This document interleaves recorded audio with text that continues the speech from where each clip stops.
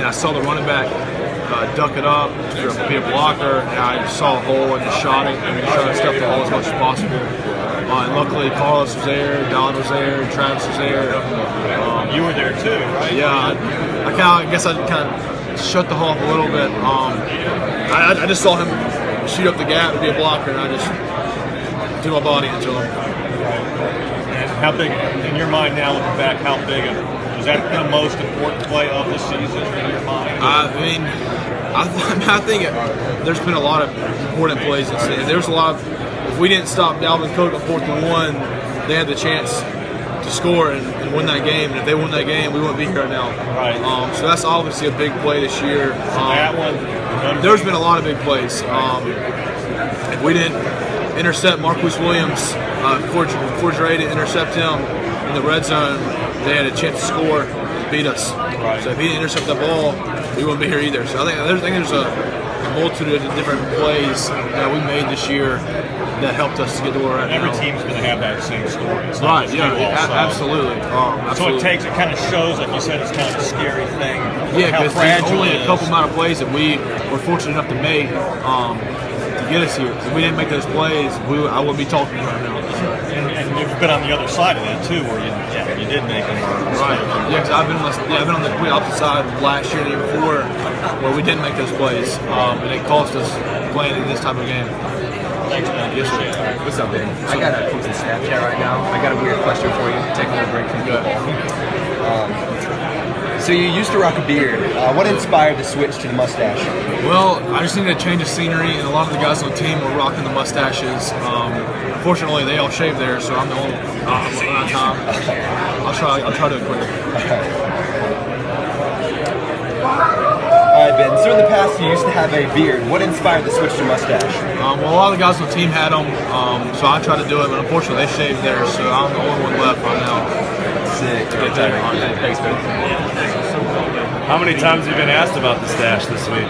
A good bit, just because definitely a change up. There are a lot of guys who are next to the scruffle or the beard, but a lot of guys are doing it for the bowl game. We played 15 guys doing it, and they all shave theirs. I'm the only one looking like a 70s rock star right now, so I'm like an idiot right now. I think there's one dude, I think Jim Brown had one, he shaved it. I think William Cockrell, one of our linemen, has one right now, and Taylor Hearn. So it's me, Hearn, and Cockrell have them. But I think I'm the only one with the handlebar. Right. So I needed to change the scenery though, so I had to mix it up. Good deal. Kendall Joseph talked about how you were a big reason why he came to Clemson. You two months out of the game. What's their relationship between you two? How far back is it? Well, one of his best friends who plays linebacker at App State is Eric Boggs. We grew up playing baseball together. We both played catcher on the same tournament teams since like 1200. When I was with him all the time, I was up in Belton a lot, and that's when I met Kendall. That's when we started working together for football. I played baseball, football, wrestling, and all that stuff. So I was up at BHB a lot. And that's when we started working out together. And that's all. We worked out probably once a week. We never played BHB, so I didn't really get to see his play. But then my senior year, we worked out there every day. Scott Littlejohn, he owns a place called Flight School in Anderson. It's like a training facility, like speed agility type stuff. Weeks I worked out every day. And I just kind of, because I was a year older than him, so when I was here, when I got to go back to Littlejohn, I would just talk to him, tell him about Coach V, tell him about Coach Lee, tell him about Clemson. And he was just waiting on Clemson to offer. And I kind of told Coach V about him. Coach V was asking me about if there's any like local talent in the area. And I threw out Kendall's name, and he watched his film and offered him the next day. So I think me and Kendall have a good relationship. We've kind of grown up together in these past couple of years. I'm really looking forward to playing inside him next year. How tough has it been on him to not really get a whole lot of playing time this year? Stay focused on you've been in that position. No, absolutely. It's definitely difficult because I think a lot of guys on our team have been through that. BJ had to sit for that. Yeah, you stay on that defensive side of the ball. Get play, and luckily it's paying off. Always see some player. So I think me and BJ have been able to just kind of pour into him and let him know that it's going to be okay. You just got to be patient. Luckily, I played a good bit last year. My freshman year, I played 70 snaps, which isn't really enough there at all. So we just got to be patient. His time will come. But I think he knew that coming in. I think a lot of the guys would think they're going to come in and play 4 years. That's not how it is. There's so much you have to learn. You got to grow mentally and physically. So he just got to be patient. I think he knows that. So I think he has a good attitude about it. But it was difficult at the beginning of the season. They thought he was going to get a good bit of snaps, and unfortunately it wasn't that way.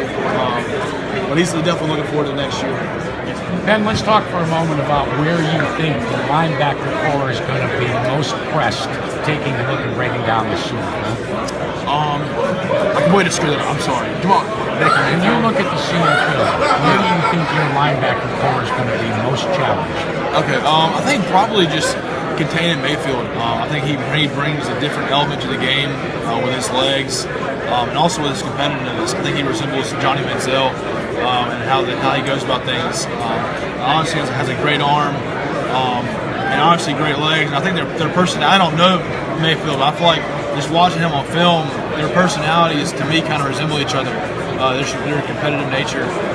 So I'm excited to play against them.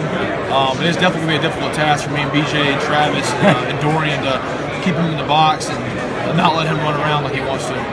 How much discipline does that require for you guys? I mean, it takes a lot of discipline. It takes a lot of focus. We obviously have a good game plan in, and it's going to be a lot of hard work because he brings so many different elements to the game that we have to prepare for. So it's going to be difficult. But I think Coach Venables has done a great job of having a great game plan for us. So hopefully we'll come out with a W, but it's going to be difficult. Him, P. Ron, Mixon, all those guys are great players.